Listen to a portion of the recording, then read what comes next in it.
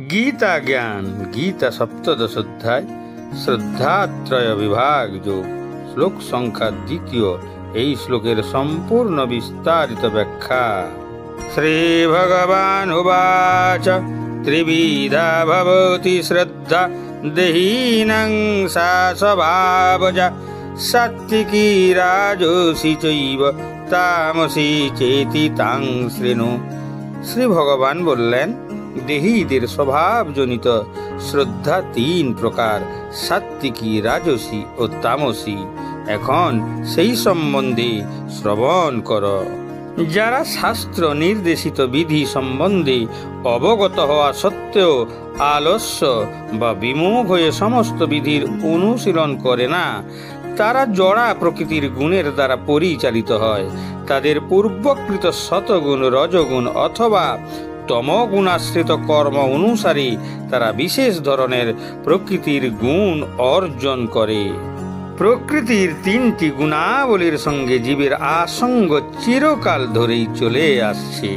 যেহেতু জীবসত্তা জড়া প্রকৃতির সঙ্গে সংশ্লিষ্ট হয়ে আছে, সেই জন্য জড় গুণের সঙ্গে তার আসঙ্গ অনুসারে জীব বিভিন্ন ধরনের মানসিকতা অর্জন করে।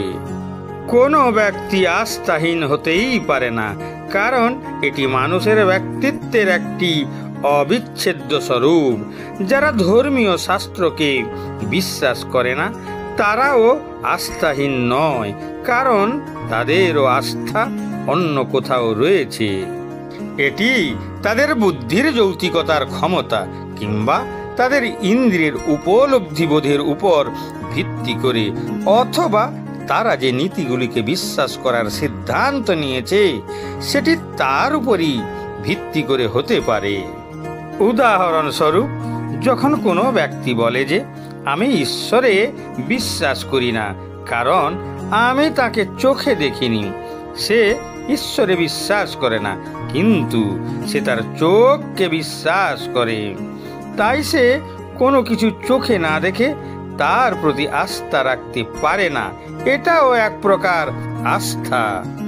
আবার কেউ বলে আমি প্রাচীন ধর্মগ্রন্থের প্রামাণিকতায় বিশ্বাস করি না, বরং আধুনিক বিজ্ঞানের নীতিগুলোই বিশ্বাস করি। এটাও এক ধরনের আস্থা, কারণ বিগত শতাব্দীতে আমরা অনুভব করছি যে বিজ্ঞানের নীতিগুলো কিভাবে পরিবর্তন হয়েছে। আবার এটা সম্ভব যে আমরা বর্তমানে যে বৈজ্ঞানিক তত্ত্বগুলিকে সত্য বলে বিশ্বাস করি তা ভবিষ্যতেও ভুল প্রমাণিত হতে পারে।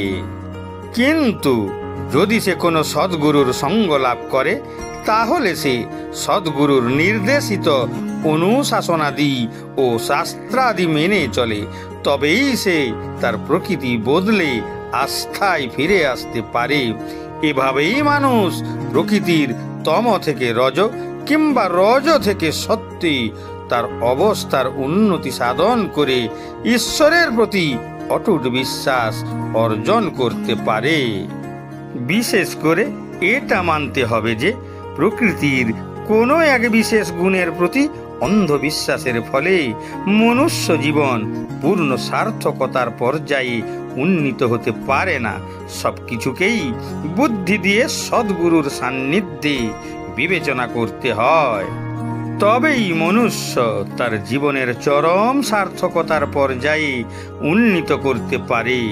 এভাবেই মানুষ প্রকৃতির উচ্চতর গুণগত পর্যায়ে নিজের অবস্থার পরিবর্তন সাধন করে ভগবানের চরণে নিজেকে নিবেদন করতে পারে।